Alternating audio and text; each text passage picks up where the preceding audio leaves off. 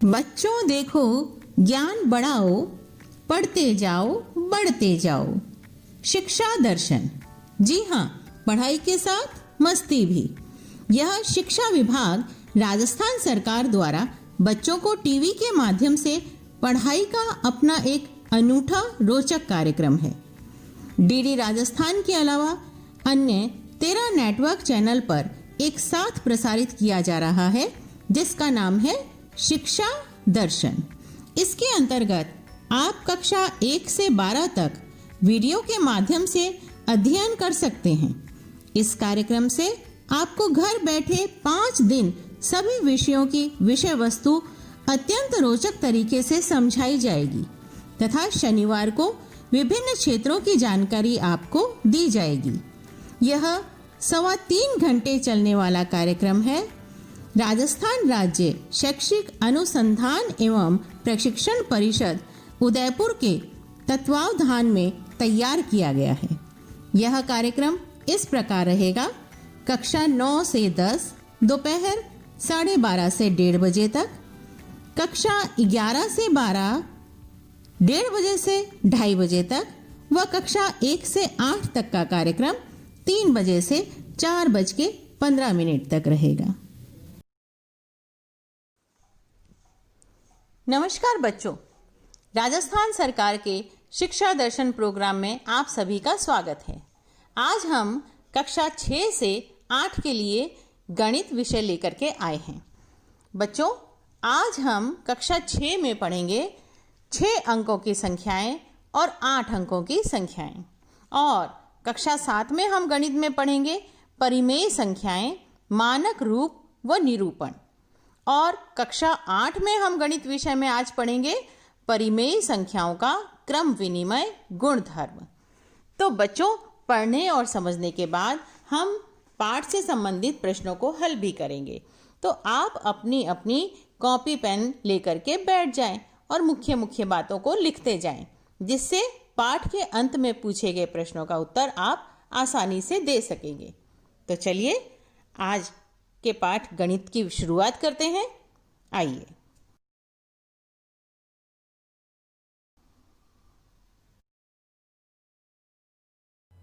इस वीडियो से हम सीखेंगे 6 अंकों तक की संख्याएं और उनका स्थानीय मान और प्रसारित रूप।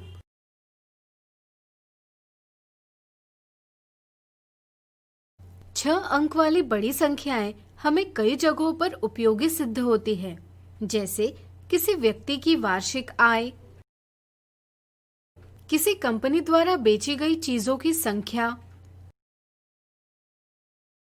चुनाव में किसी प्रत्याशी को प्राप्त मत इत्यादि। ये सारा है। सारा को गणित बहुत पसंद है। सारा आज एक बहुत दिलचस्प पैटर्न बना रही है। इस पैटर्न को देखें। क्या आप अनुमान लगा सकते हैं उसने यह पैटर्न कैसे बनाया? चलिए जानते हैं उसने यह पैटर्न कैसे बनाया। एक अंक की सबसे बड़ी संख्या है 9।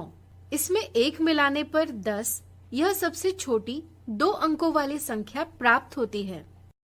इसी तरह 2 अंकों वाली सबसे बड़ी संख्या 99, 99 के साथ 1 मिलाने पर 100, यह 3 अंकों वाली सबसे छोटी संख्या प्राप्त होती है। इसी तरह पैटर्न को आगे बढ़ाएंगे तो हमें प्राप्त होगी सबसे छोटी 4 अंकों वाली संख्या 1000, सबसे छोटी 5 अंकों वाली संख्या 10,000 और इसी तरह सबसे छोटी 6 अंकों वाली संख्या 1,00,000। हमने पहले ही 5 अंकीय संख्याओं के बारे में जान लिया है और हम यह भी समझ चुके हैं कि अंकों का स्थान उसके मूल्य को निर्धारित करता है। अगर हम 5 अंक की संख्या में एक और अंक बढ़ाएं तो हमें 6 अंकों वाली संख्या प्राप्त होती है। एक अंक बढ़ने के साथ ही अब हमें एक और सूचक बढ़ाने की जरूरत है। यहाँ 6वें स्थान के लिए हम लाख यानी लाख इस सूचक का प्रयोग करते हैं। इसके उपयोग से अब संख्या में 7 का स्थानीय मान लिखा जा सकता है 7 लाख। इसी तरह इस संख्या का प्रसारित रूप इस तरह से लिखा जा सकता है। इस तरह से हमने इसके प्रत्येक अंक का मूल्य दिखाने के लिए संख्या का प्रसारण किया है। इस रूप से यह पता किया जा सकता है कि इस संख्या में 7 1,00,000 के समूह है, 5 10,000 के समूह है, 6 1000 के समूह है, 4 100 के समूह है और 2 10 के समूह है और 3 इकाइयां हैं। कई सारे चिन्हों और संख्याओं को देख यहाँ संक्रियाएं यानी ऑपरेशन करने में कठिनाई हो सकती है, लेकिन कोष्ठकों के प्रयोग से चिन्हों और संक्रियाओं में आने वाली उलझनों को दूर किया जा सकता है। बड़ी संख्याओं को सूचकों के बिना आसानी से पढ़ने लिखने के लिए अल्प विराम यानी कॉमा का प्रयोग किया जाता है। साधारणतः हम भारतीय संख्यांकन पद्धति यानी इंडियन सिस्टम ऑफ न्यूमरेशन और अंतर्राष्ट्रीय संख्यांकन पद्धति यानी इंटरनेशनल सिस्टम ऑफ न्यूमरेशन का उपयोग करते हैं। अगले वीडियो में हम कुछ उदाहरणों से इसे और अच्छे से जानेंगे। इस तरह से हमने सीखा 6 अंकों तक की संख्याएं और उनका स्थानीय मान और प्रसारित रूप। अगले वीडियो में हम इनके उदाहरणों को समझेंगे। पिछले वीडियो में हमने 6 अंकों तक की संख्याओं के बारे में जाना। इस वीडियो से हम सीखेंगे 6 अंकों तक की संख्याओं की तुलना करने के, क्रम में व्यवस्थित करने के और संख्या बनाने के उदाहरण।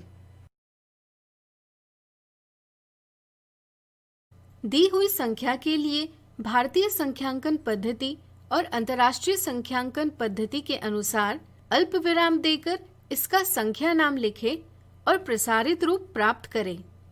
भारतीय संख्यांकन पद्धति में अल्प विराम दाएं से 3 अंक बाद हजारों को प्रदर्शित करने के लिए, फिर इस अल्प विराम के 2 अंक बाद लाखों को प्रदर्शित करने के लिए किया जाता है। इस तरह से इस संख्या का संख्या नाम होगा 3,54,572।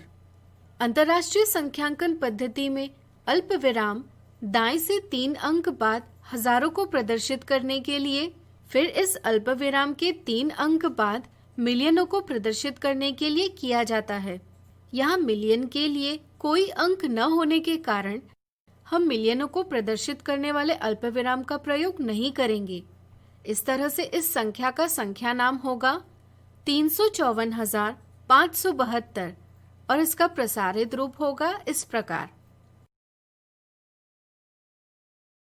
अगला उदाहरण, निम्नलिखित अंकों का सिर्फ एक बार प्रयोग कर 6 अंकों वाली सबसे बड़ी और सबसे छोटी संख्या प्राप्त करें। दिए अंकों से सबसे बड़ी संख्या प्राप्त करने के लिए अंकों को अवरोही क्रम में व्यवस्थित करें। इससे 9,76,531 यह संख्या प्राप्त होगी। इसी तरह दिए अंकों से सबसे छोटी संख्या प्राप्त करने के लिए अंकों को आरोही क्रम में व्यवस्थित करें। इससे 1,35,679 यह संख्या प्राप्त होगी। अगला उदाहरण, टेलीविजन बनाने वाली कंपनी एक टेलीविजन का मूल्य 8,999 रुपए निर्धारित करती है। अगर कोई व्यापारी 50 टेलीविजन खरीदता है तो उसे कितना मूल्य चुकाना होगा? यहाँ एक टेलीविजन का मूल्य है 8,999 रुपए। इस तरह से 50 टेलीविजन का मूल्य होगा टेलीविजन की संख्या गुना एक टेलीविजन का मूल्य, यानी कि 4,49,950 रुपए। यह दिए सवाल का जवाब है। इन उदाहरणों से आपकी 6 अंकों तक की संख्याओं की समझ बन गई होगी। इस तरह से हमने सीखा 6 अंकों तक की संख्याओं की तुलना करने के, क्रम में व्यवस्थित करने के और संख्या बनाने के उदाहरण। अब तक हमने 6 अंकों तक की संख्याओं के बारे में जाना। इस वीडियो से हम सीखेंगे 6 अंकों तक की संख्याओं से संबंधित मिथ्या धारणाएं। मिथ्या धारणा 1, 2,56,550 इस संख्या की पूर्ववर्ती यानी प्रीडिसेसर और परवर्ती यानी सक्सेसर संख्या कौन सी है? कई बार शून्य का पूर्ववर्ती अंक 9 समझा जाता है और इस कारण ऑप्शन 1 जवाब दिया जाता है। इसी प्रकार नामों में उलझन के कारण अक्सर इसे विपरीत समझा जाता है और जवाब ऑप्शन दूसरा दिया जाता है। ये दोनों गलत जवाब है। किसी संख्या से 1 घटाने पर उसकी पूर्ववर्ती संख्या प्राप्त होती है और अगर उसमें 1 जोड़ा जाए तो परवर्ती संख्या प्राप्त होती है। इस समझ से ऑप्शन 3 सही जवाब है। मिथ्या धारणा 2, 113 अल्पविराम 180 का संख्या नाम क्या है? अल्पविरामों का प्रयोग सिर्फ संख्यांकों के लिए किया जाता है, न कि संख्या नामों के साथ। इसलिए ऑप्शन 1 और ऑप्शन 2 गलत है। ऑप्शन 1 इसलिए भी गलत है क्योंकि दी संख्या अंतर्राष्ट्रीय संख्यांकन पद्धति में व्यक्त की है, लेकिन संख्या नाम भारतीय संख्यांकन पद्धति के अनुसार दिया है। सही समझ से बिना अल्पविराम वाला और अंतर्राष्ट्रीय संख्यांकन पद्धति के अनुसार दिया 113,180 संख्या नाम ही सही है। मिथ्या धारणा 3, 205,635 के लिए संख्यांक यानी न्यूमरल लिखें। कई बार संख्या नाम से संख्यांक लिखते समय शून्य को नजरअंदाज कर दिया जाता है। इससे ऑप्शन 1 यह गलत जवाब प्राप्त होता है। इसी तरह अंतर्राष्ट्रीय संख्यांकन पद्धति के समझ में उलझन के कारण ऑप्शन 2 या ऑप्शन 3 ये गलत जवाब दिए जाते हैं। अंकों को व्यक्त करने की सही समझ से ऑप्शन 4 सही जवाब है। इस तरह से हमने सीखा 6 अंकों तक की संख्याओं से संबंधित मिथ्या धारणाएं। इन मिथ्या धारणाओं को दूर कर अब आपकी 6 अंकों तक की संख्याओं की समझ अच्छे से बन गई होगी। आज हम देखेंगे 8 अंकों तक की संख्याओं के संख्यांक और सांख्यिक नाम, अंकों का स्थानीय मान और प्रसारित रूप।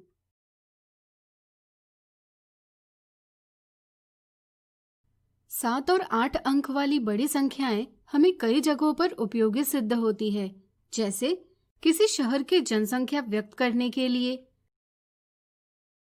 या किसी देश का कुल भूभाग व्यक्त करने के लिए या फिर बैंकों से लेन देन का व्यवहार व्यक्त करने के लिए इत्यादि। हमने 6 अंकों तक की संख्याओं को सीखते हुए एक मजेदार पैटर्न बनाया था। अब आइए इनसे बड़ी संख्याओं को सीखने की शुरुआत इसी पैटर्न को बढ़ाते हुए करें। अगर हम 6 अंकों की सबसे बड़ी संख्या के साथ 1 मिलाए तो हमें प्राप्त होगी 7 अंकों वाली सबसे छोटी संख्या 10 लाख, और इसी तरह पैटर्न को आगे बढ़ाकर 8 अंकों वाली सबसे छोटी संख्या 1 करोड़ भी प्राप्त की जा सकती है। 6 अंकों तक की संख्याओं को सीखते हुए हमने कुछ सूचकों का प्रयोग किया था। अगर इसमें एक और अंक बढ़ाएं तो हमें 7 अंकों वाली संख्या प्राप्त होगी। इसी तरह एक और अंक बढ़ाने से हमें 8 अंकों वाली संख्या प्राप्त होगी। इन अंकों के लिए अब हमें 10 लाखों यानी 10 lakhs और करोड़ों यानी करोड़्स के सूचकों की भी जरूरत होगी। स्थान पर निर्भर अंक के मान को स्थानीय मान कहा जाता है, यह आपको ज्ञात होगा। क्या आप इस 3 का स्थानीय मान पता कर सकते हैं? विचार करें। करोड़ के स्थान पर होने के कारण 3 का स्थानीय मान होगा 3 करोड़, 2 का स्थानीय मान होगा 20 लाख। इसी प्रकार बाकी अंकों का स्थानीय मान इस प्रकार लिखा जा सकता है। इस समझ से हम संख्या का संख्या नाम लिख सकते हैं 3,27,56,423। इसी प्रकार संख्या का प्रसारित रूप इस प्रकार लिखा जा सकता है। इस रूप से हम यह पता कर सकते हैं कि इस संख्या में 3 1 करोड़ के समूह है, 2 10 लाख के समूह है, इसी प्रकार 7 1 लाख के, 5 10,000 के, 6 1000 के, 4 100 के, 2 10 के समूह है और 3 इकाइयां हैं। कई सारे चिन्हों और संख्याओं को देख यह कौन सी संक्रिया पहले करें, यह उलझन जरूर उत्पन्न हो सकती है। इसे दूर करने के लिए कोष्ठकों का प्रयोग एक महत्वपूर्ण साधन है। यहाँ गुणन की संक्रिया पहले की जानी चाहिए। यह समझने के लिए हम गुणन की संक्रिया को कोष्ठक में व्यक्त करेंगे। तो इस तरह से आज हमने देखा 8 अंकों तक की संख्याओं के संख्यांक और सांख्यिक नाम, अंकों का स्थानीय मान और प्रसारित रूप। अगली वीडियो में कुछ उदाहरणों से इन्हें और अच्छे से जानेंगे। आज हम देखेंगे 8 अंकों तक की संख्याओं से संबंधित उदाहरण।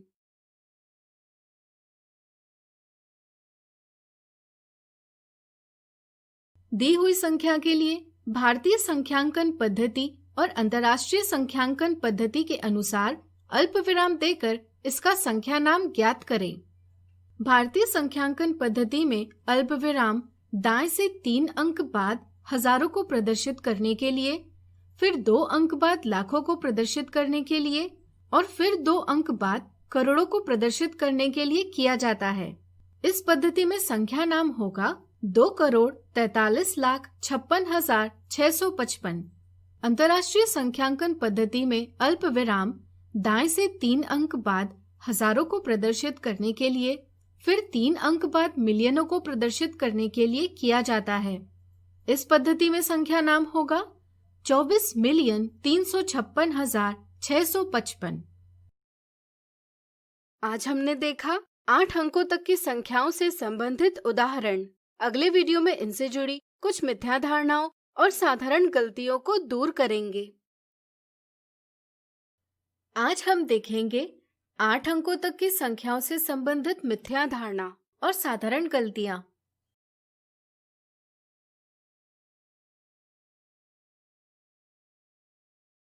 क्या 1 मिलियन और 1 लाख समान है?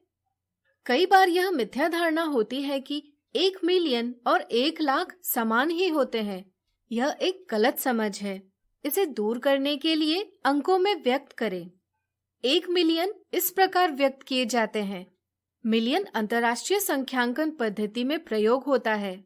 आइए इसे भारतीय संख्यांकन पद्धति में व्यक्त करें। ऐसा करने पर हमें 10 लाख संख्या प्राप्त होगी, यानी कि 1 मिलियन 10 लाख के बराबर है, न कि 1 लाख के। ऐसी उलझन को दूर करने के लिए भारतीय संख्यांकन पद्धति और अंतर्राष्ट्रीय संख्यांकन पद्धति को अच्छे से समझना जरूरी होता है। दो संख्याओं को जोड़ते या घटाते समय कई बार उचित स्थानों पर नहीं लिखा जाता। इससे हल गलत बनता है। अंकों को उनके स्तंभों में रखकर समान स्थानीय मान वाले अंकों पर ही संक्रिया की जाती है और इससे जवाब सही प्राप्त होता है।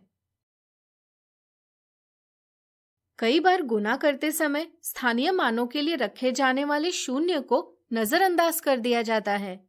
ऐसी गलतियां स्थानीय मान को न समझने के कारण उत्पन्न होती है। इस वीडियो में आज हमने देखी 8 अंकों तक की संख्याओं से संबंधित मिथ्या धारणा और साधारण गलतियां।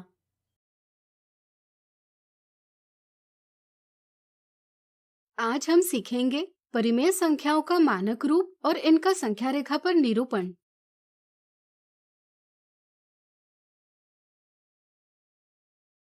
पिछले वीडियो में हमने सीखा कि अगर किसी संख्या को p/q के रूप में निरूपित किया जा सकता है, जहां p और q पूर्णांक है और q शून्य के बराबर नहीं है, तो ऐसी संख्या एक परिमेय संख्या कहलाती है। इन्हें हम बड़ी लिपि के q से निरूपित करते हैं। इस वीडियो में हम परिमेय संख्याओं की समझ को आगे बढ़ाते हुए समझेंगे परिमेय संख्याओं का मानक रूप यानी स्टैंडर्ड फॉर्म कैसे प्राप्त करते हैं और इन्हें संख्या रेखा पर कैसे निरूपित करते हैं।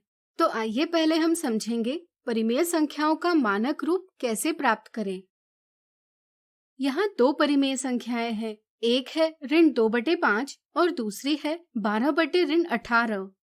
पहली संख्या में हर एक धनात्मक पूर्णांक यानी पॉजिटिव इंटीजर है। इसी तरह ऋणात्मक चिन्ह को नजरअंदाज कर अंश और हर के स्थानों पर लिखी संख्याओं में 1 के अलावा और कोई उभयनिष्ठ गुणनखंड या सार्वगुणनखंड यानी कॉमन फैक्टर नहीं है।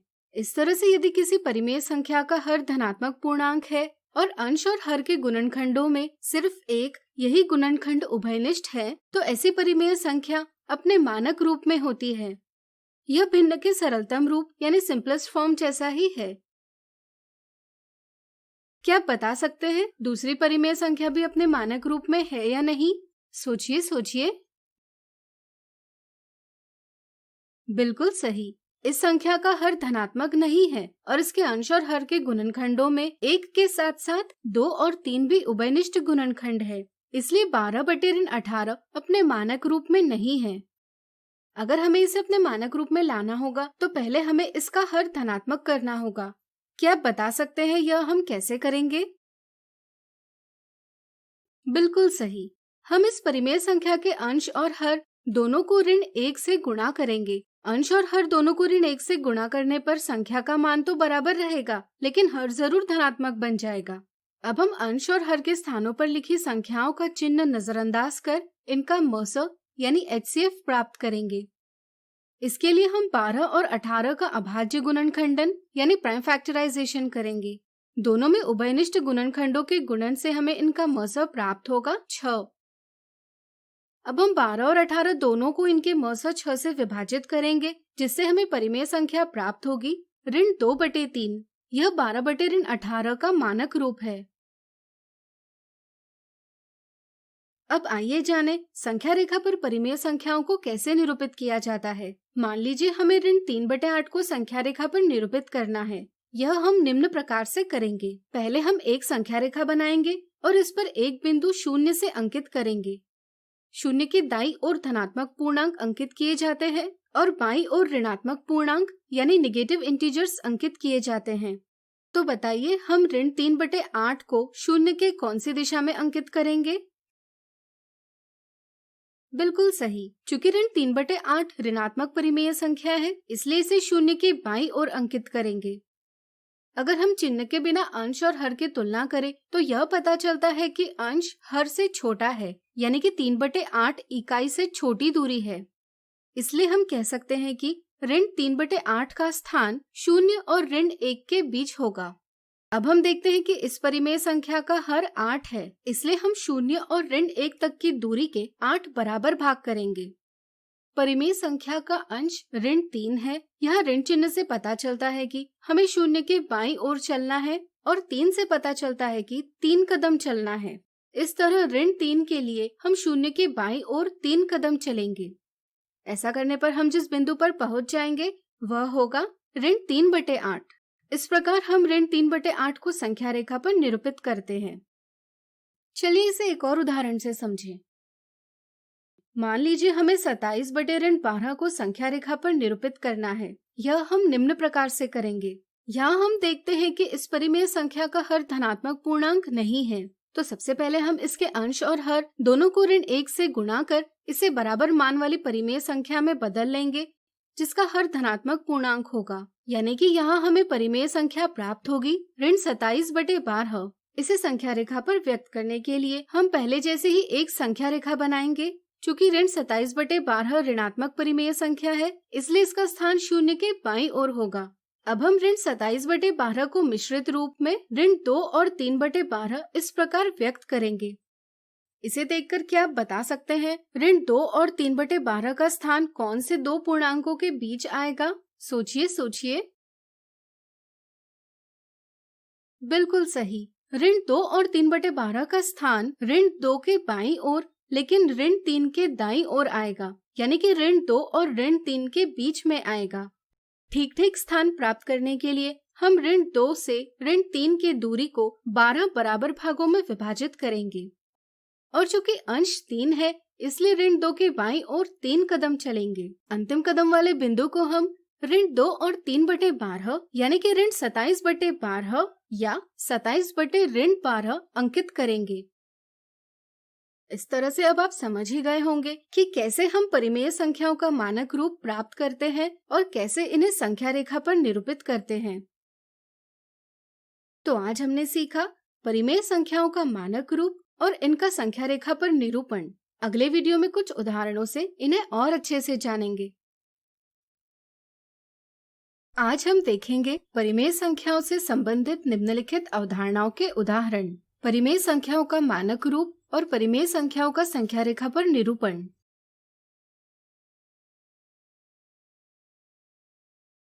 क्या परिमेय संख्या ऋण 81/189 अपने मानक रूप यानी स्टैंडर्ड फॉर्म में है? अगर नहीं तो इसका मानक रूप ज्ञात कीजिए। यहाँ हमें दी संख्या को उसके मानक रूप में व्यक्त करना है। क्या आप बता सकते हैं कि परिमेय संख्या का मानक रूप क्या होता है? सोचिए। बिल्कुल सही। यदि किसी परिमेय संख्या का हर धनात्मक पूर्णांक है और अंश और हर के गुणनखंडों में सिर्फ एक यही गुणनखंड उभयनिष्ठ है, तो ऐसी परिमेय संख्या अपने मानक रूप में होती है। हम देखते हैं कि ऋण 81/189 का हर 189 पहले से धनात्मक पूर्णांक है, इसलिए यहाँ हमें अंश और हर दोनों को ऋण 1 से गुणा करना आवश्यक नहीं। अगर हम 81 और 189 को इनके गुणनखंडों के गुणन के रूप में इस प्रकार व्यक्त करेंगे, तो हम देखते हैं कि इनके गुणनखंडों में ये सभी गुणनखंड उभयनिष्ठ है। इसलिए हम कह सकते हैं कि ऋण 81/189 अपने मानक रूप में नहीं है। तो आइए इस परिमेय संख्या का मानक रूप ज्ञात करें। पहले हम 81 और 189 के उभयनिष्ठ गुणनखंडों का गुणन कर इनका मसब प्राप्त कर लेंगे, जो आएगा 27। दोनों के उभयनिष्ठ गुणनखंडों के गुणन में हमें इनका मसब यानी HCF प्राप्त होगा 27। अब हम अंश ऋण 81 और हर 189 दोनों को इनके मसब 27 से विभाजित करेंगे। इससे हमें परिमेय संख्या प्राप्त होगी ऋण 3/7। यह ऋण 81/189 का मानक रूप है। ऋण 81/189 का मानक रूप प्राप्त करने की एक और विधि है, जिसमें हम विभाज्यता के नियमों का प्रयोग करते हैं। जैसे यहाँ हम देखते हैं कि 81 में अंकों का योग 9 है, जो कि 3 और 9 से विभाज्य है। इसी तरह 189 के अंकों का योग 18 है, यह भी 3 और 9 से विभाज्य है। इसलिए हम अंश और हर दोनों को 3 से या 9 से पूरा भाग दे सकते हैं। जैसे यहाँ हम दोनों को 9 से भाग देंगे। फिर से हम देखते हैं कि यहाँ अंश और हर दोनों को 3 से भाग दिया जा सकता है, इसलिए हम फिर से अंश और हर दोनों को 3 से भाग देंगे। अब अंश और हर दोनों में 1 के अलावा किसी भी संख्या से भाग नहीं दिया जा सकता, इसलिए हम कह सकते हैं कि ऋण 3/7 ऋण 81/189 का मानक रूप है। अगला उदाहरण, संख्या रेखा पर ऋण 7/9 का स्थान ज्ञात कीजिए। आइए पहले हम ऋण 7/9 को संख्या रेखा पर व्यक्त करें। यहाँ हम देखते हैं कि इस परिमेय संख्या का हर धनात्मक पूर्णांक नहीं है, तो सबसे पहले हम इसके अंश और हर दोनों को ऋण 1 से गुणा कर इसे बराबर मान वाली परिमेय संख्या में बदल लेंगे, जिसका हर धनात्मक पूर्णांक होगा।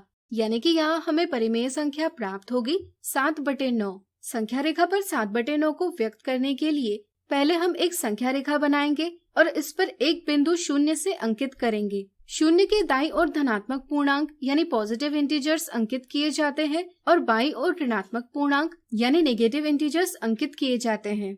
चूँकि 7/9 एक धनात्मक परिमेय संख्या यानी पॉजिटिव रैशनल नंबर है, इसलिए इसका स्थान 0 के दाईं ओर होगा। यहाँ अंश 7 हर 9 से छोटा है, इसलिए 7/9 इकाई से छोटी संख्या है, यानी कि इसका स्थान 0 और 1 के बीच आएगा। ठीक स्थान प्राप्त करने के लिए हम 0 से 1 की दूरी को 9 बराबर भागों में विभाजित करेंगे। चूँकि अंश 7 है, इसलिए हम 0 के दाईं ओर 7 कदम चलेंगे। इससे हम पहुँच जाएंगे 7/9 पर। चूँकि 7/9 बराबर ऋण 7/9, इसलिए परिमेय संख्या ऋण 7/9 भी इसी बिंदु पर अंकित की जाएगी। अगला उदाहरण, ज्ञात कीजिए नीचे दर्शाई संख्या रेखा पर अक्षर A और B कौन सी परिमेय संख्याओं को अंकित करते हैं। अगर यहाँ हम देखें तो A और B दोनों 0 के बाईं ओर है। क्या आप बता सकते हैं इसका क्या अर्थ है? सोचिए। बिल्कुल सही। इसका मतलब है A और B दोनों ऋणात्मक परिमेय संख्याएं यानी नेगेटिव रैशनल नंबर्स है। हम देखते हैं कि यहाँ इकाई दूरियों को 6 बराबर भागों में विभाजित किया है। इस तरह से हम कह सकते हैं कि A और B दोनों का हर 6 होगा। चूँकि B का स्थान 0 के बाईं ओर 9वें भाग पर है, इसलिए हम कह सकते हैं कि B का अंश ऋण 9 है। इस तरह से B अक्षर परिमेय संख्या ऋण 9/6 को निरूपित करता है। इसी तरह A का स्थान 0 के बाईं ओर 15वें भाग पर है, इसलिए हम कह सकते हैं कि A का अंश ऋण 15 है। इस तरह से A अक्षर परिमेय संख्या ऋण 15/6 को निरूपित करता है। इसे ही हम ऋण 2 और 1/2 इस प्रकार भी लिख सकते हैं। इस तरह से आज हमने देखे परिमेय संख्याओं से संबंधित निम्नलिखित अवधारणाओं के उदाहरण। अगली वीडियो में इनसे जुड़ी कुछ साधारण गलतियां देखेंगे।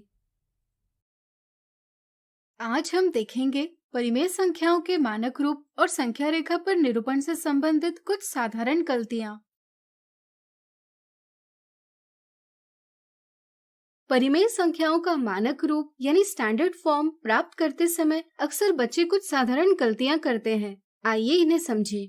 बच्चे यह तो ठीक प्रकार से समझते हैं कि अगर परिमेय संख्या यानी रैशनल नंबर का मानक रूप प्राप्त करना हो तो पहले इसके हर को धनात्मक पूर्णांक यानी पॉजिटिव इंटीजर में परिवर्तित किया जाता है, लेकिन वे हर धनात्मक करने के लिए गलत विधि का प्रयोग करते हैं। जैसे किसी परिमेय संख्या का हर धनात्मक करने के लिए वे सिर्फ हर को ऋण 1 से गुणा करते हैं। ध्यान रहे, अगर हम सिर्फ हर को ऋण 1 से गुणा करते हैं तो इससे संख्या का मान बदल जाता है, इसलिए सिर्फ हर को ऋण 1 से गुणा करना गलत है। हर को धनात्मक पूर्णांक में परिवर्तित करने की सही विधि है कि हम अंश और हर दोनों को ऋण 1 से गुणा करें। चूँकि एक ही संख्या से अंश और हर दोनों को गुणा किया जा रहा है, इसलिए संख्या का मान नहीं बदलता, साथ ही साथ हर भी धनात्मक हो जाता है।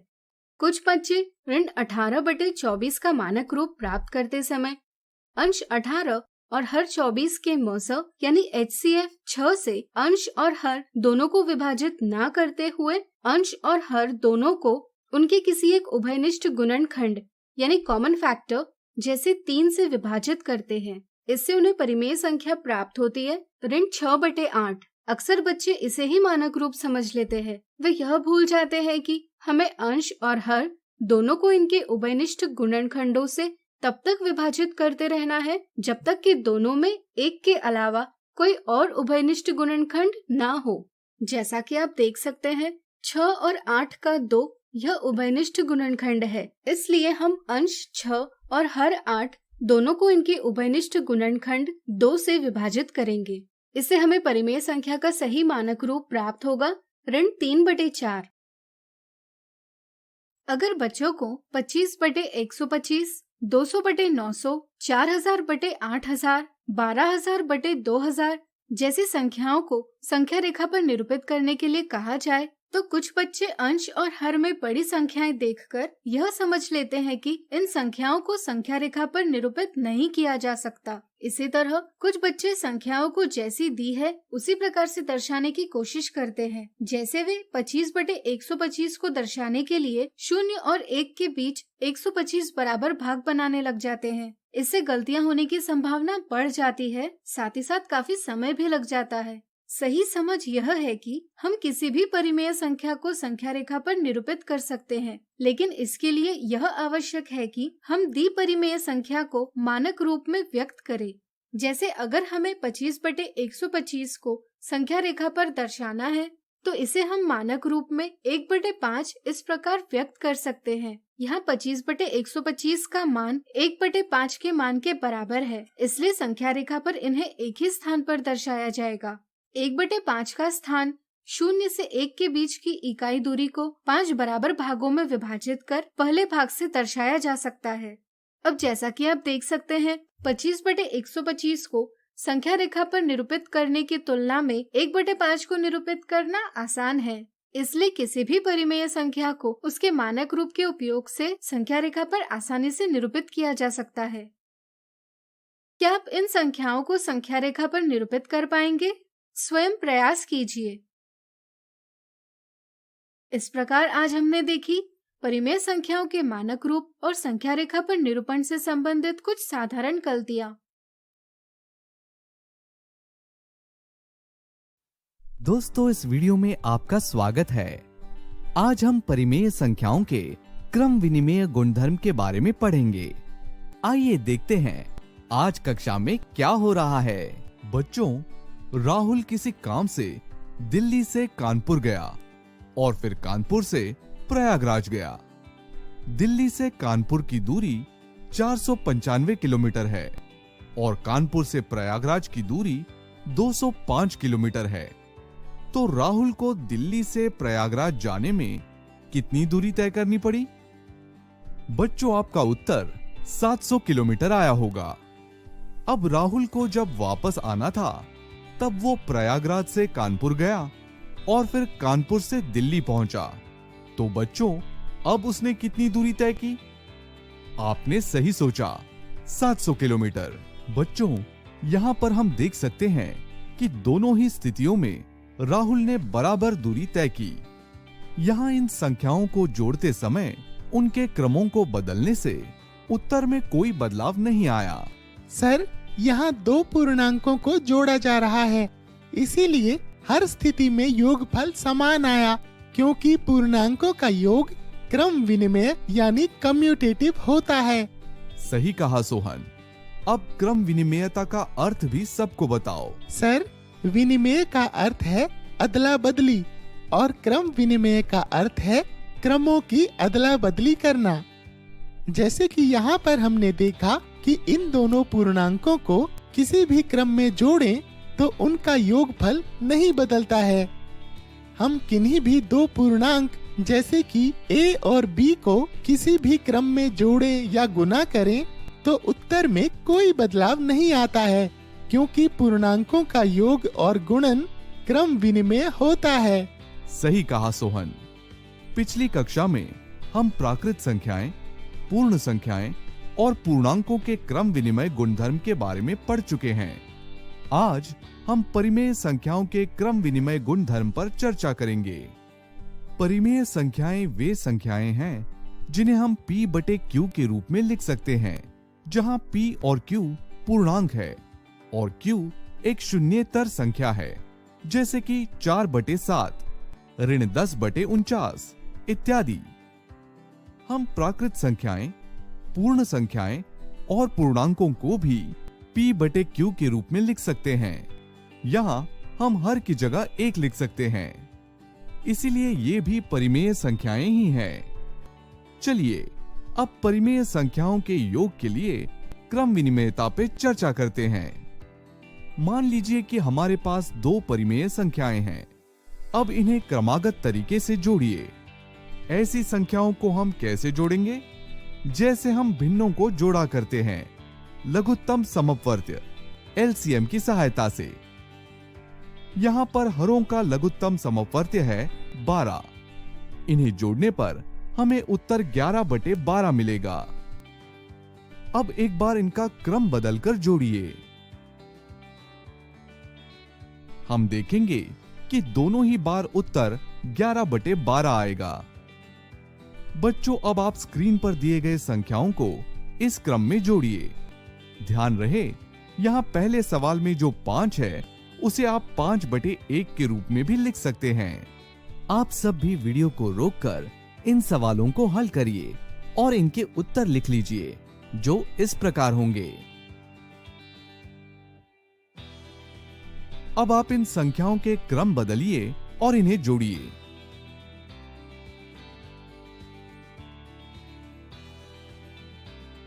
सर, क्रम बदलने पर भी हमारा उत्तर वही आया। बच्चों, आप सब देख सकते हैं कि परिमेय संख्याओं के जोड़ में क्रमों को बदलने से हमारे उत्तर में कोई फर्क नहीं पड़ा, क्योंकि परिमेय संख्याओं का योग क्रम विनिमेय है। इसीलिए हम किन्हीं भी दो परिमेय संख्याओं जैसे a और b को किसी भी क्रम में जोड़ सकते हैं। बच्चों, पर क्या परिमेय संख्याओं का व्यवकलन भी क्रम विनिमेय है? सबसे पहले दो परिमेय संख्याएं लेते हैं, जैसे कि 3 बटे 4 और ऋण 5 बटे 6। अब एक बार ऋण 5 बटे 6 को 3 बटे 4 से घटाइए, जिसे हम इस प्रकार से करेंगे। और एक बार क्रमों को बदलते हुए 3 बटे 4 को ऋण 5 बटे 6 से घटाइए और उत्तर बताइए। सर, दोनों ही बार अलग उत्तर आया। सही कहा मोहन। अब आप दिए गए कुछ और परिमेय संख्याओं का व्यवकलन करिए। आप सब भी वीडियो को रोककर इन सवालों को हल करिए और अपना उत्तर लिख लीजिए। अब हर सवाल में संख्याओं के क्रमों को बदलकर हल कीजिए।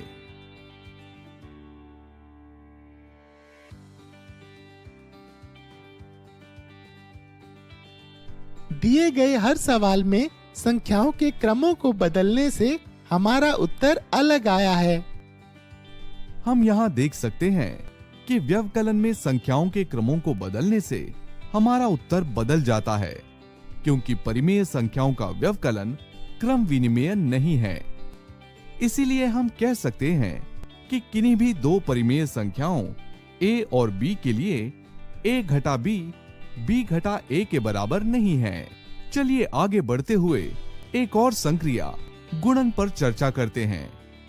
क्या परिमेय संख्याओं का गुणन भी क्रम विनिमेय है? चलो देखते हैं। इसके लिए हम दो परिमेय संख्याएं लेते हैं। इन दोनों संख्याओं का गुणन करिए। उत्तर आया 35/12। अब इन संख्याओं के क्रमों को बदलते हैं। सर, अभी भी हमारा उत्तर 35/12 ही आया। अब आप सब इन सवालों को हल करिए। इन सवालों को हल करने के बाद आपका उत्तर इस प्रकार से आया होगा। अब इन संख्याओं के क्रम बदलकर गुना करिए। सर, संख्याओं की अदला बदली से हमारा उत्तर नहीं बदला। सही कहा मोहन। ऐसा इसलिए हो रहा है क्योंकि परिमेय संख्याओं का गुणन क्रम विनिमेय है। व्यापक रूप से किन्हीं भी दो परिमेय संख्याओं a और b के लिए a गुणा b बराबर b गुणा a होता है। बच्चों, अब हम परिमेय संख्याओं के भाग के लिए क्रम विनिमेयता की जांच करते हैं। अब दी गई दो परिमेय संख्याओं को ध्यान से देखिए और इन्हें इस क्रम में विभाजित करिए। ध्यान रहे 2 की घात 2 बराबर 4 होता है। अब इन संख्याओं के क्रम को बदलकर विभाजन करिए। इससे आपको क्या पता चला? सर, यहाँ पर तो दोनों ही बार उत्तर एक ही आया। बच्चों, क्या इस उदाहरण से हम कह सकते हैं कि परिमेय संख्याओं का विभाजन क्रम विनिमेय है? चलिए कुछ और उदाहरण देखते हैं। बच्चों, अब इन परिमेय संख्याओं को देखिए और इसी क्रम में भाग करके उत्तर अपनी कॉपी में नोट कर लीजिए। अब इन संख्याओं के क्रमों को बदलिए और कॉपी में उत्तर लिखते हुए इनकी तुलना करिए। सर, इस सवाल के लिए क्रमों को बदलने पर हमारा उत्तर अलग आया। जब हम 0 को 5 से विभाजित करते हैं तो उत्तर 0 आता है, लेकिन 5 को 0 से विभाजित करने पर उत्तर 5/0 मिल रहा है। 5 को 0 से विभाजित करने पर हमें अपरिभाषित उत्तर मिलता है। यहाँ हमने उदाहरण की सहायता से ये जाना कि जब संख्याएं बराबर हो तो भाग करते समय क्रमों के बदलने से हमें उत्तर एक ही मिलता है, लेकिन सामान्यतः भाग करते वक्त यदि हम क्रमों को बदल दे तो हमारा उत्तर बदल जाता है। ऐसा इसलिए होता है क्योंकि परिमेय संख्याओं का भाग क्रम विनिमेय नहीं है। तो दोस्तों, इस सत्र में हमने सीखा परिमेय संख्याओं का योग और गुणन क्रम विनिमेय होता है, पर व्यवकलन और भाग क्रम विनिमेय नहीं होता है। अगली वीडियो में हम इससे जुड़े कुछ उदाहरण देखेंगे। इस सत्र में इतना ही। मिलते हैं अगले सत्र में। धन्यवाद। दोस्तों, इस वीडियो में आपका स्वागत है। आज हम परिमेय संख्याओं के क्रम विनिमय गुणधर्म पर आधारित कुछ उदाहरण देखेंगे। पिछली वीडियो में हमने जाना कि परिमेय संख्याओं का योग और गुणन क्रम विनिमेय है, पर व्यवकलन और भाग क्रम विनिमेय नहीं है। आइए देखते हैं कि कक्षा में क्या पढ़ाया जा रहा है। बच्चों, ध्यान से देखो और बताओ कि इनमें से कौन सा विकल्प सही है। आप सब भी इस सवाल को हल करिए। सर, हम परिमेय संख्याओं का गुणन किसी भी क्रम में कर सकते हैं, इसलिए पहला विकल्प सत्य है। एकदम सही। दूसरे विकल्प के बारे में आपको क्या लगता है? सर, दूसरा विकल्प गलत है, क्योंकि परिमेय संख्याओं का व्यवकलन क्रम विनिमेय नहीं है। हम यहाँ पर देख सकते हैं बाईं ओर उत्तर आया 1/4 और दाईं ओर उत्तर आया ऋण 1/4। पर सर, तीसरा विकल्प सही है। बाईं ओर उत्तर आया 29/20 और दाईं ओर भी उत्तर आया 29/20, क्योंकि परिमेय संख्याओं का जोड़ क्रम विनिमेय है। और चौथा वाला विकल्प गलत है। हम यहाँ देख सकते हैं कि बाईं ओर उत्तर 5/6 आ रहा है और दाईं ओर उत्तर 6/5 आ रहा है। ये बराबर नहीं है, यह एक दूसरे के व्युत्क्रम है। सही जवाब सोहन। पर आखिरी वाले विकल्प के बारे में आप क्या सोचते हो? सर, अगर हम इसके बाएं पक्ष यानी LHS पर गौर करें तो हम वर्गमूल 9 को 3 के बराबर और वर्गमूल 25 को 5 के बराबर लिख सकते हैं। इस तरह हम वर्गमूल 9/25 को 3/5 के बराबर लिख सकते हैं। अब हम बाईं ओर को कुछ इस प्रकार लिख सकते हैं, जो 3/5 गुना 7/4 के बराबर है। हम जानते हैं कि परिमेय संख्याओं का गुणन क्रम विनिमेय है, इसलिए हम 3/5 गुना 7/4 को 7/4 गुना 3/5 भी लिख सकते हैं, क्योंकि क्रम बदलने से उत्तर में कोई बदलाव नहीं आएगा। हम देख सकते हैं कि ये हमारे विकल्प में दिए दाईं ओर के पक्ष यानी RHS के बराबर है, यानी हमारा आखिरी विकल्प सही है। बच्चों, अब इस रिक्त स्थान को भरिए। आप सब भी इस सवाल को हल करिए। सर, इस सवाल का उत्तर है 11/9। कैसे मोहन?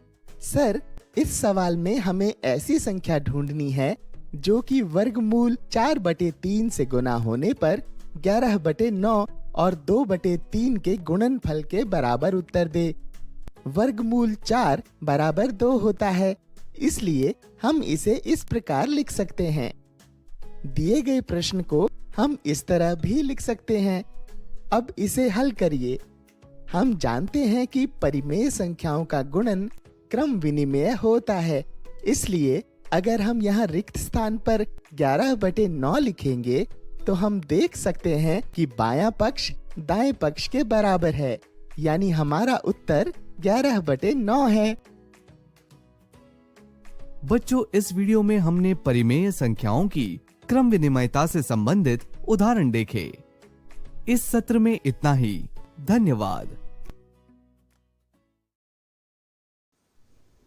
हेलो बच्चों, आशा है आपको गणित विषय समझ में आ गया होगा और आज आपने जो गणित में हल किया है, जो जाना है, वो आपको बहुत अच्छे से समझ आ गया होगा। तो चलिए एक बार पुनः हम देखते हैं कि आज हमने क्या क्या पढ़ा।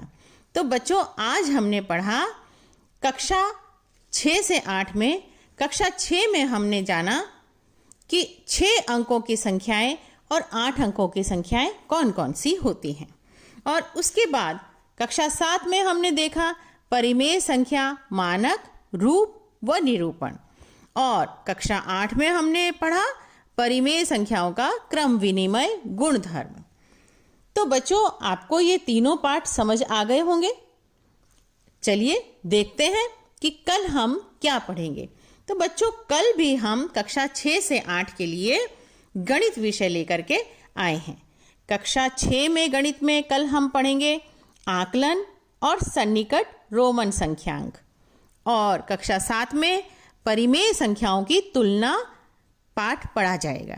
कक्षा 8 में परिमेय संख्याओं का सहचर्य गुणधर्म समझाया जाएगा। तो ये तो थी कल की बात। पर एक जरूरी सूचना सुनिए बच्चों, कि जो आज आपने ये पाठ देखा है, कार्यक्रम देखा है, यदि आप इसको पुनः देखना चाहते हैं तो ये कार्यक्रम हमारे YouTube पर अवेलेबल है।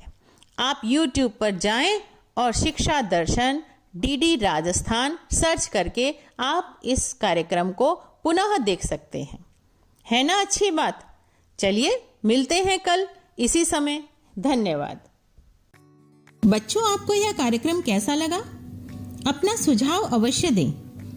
इस कार्यक्रम से संबंधित आपके मन में यदि कुछ सुझाव आता है या किसी भी तरह की शंका आपके मन में है तो आप हमें ईमेल एड्रेस पर भेज सकते हैं। हमारा ईमेल एड्रेस है shikshadarshan rajasthan@gmail.com। धन्यवाद।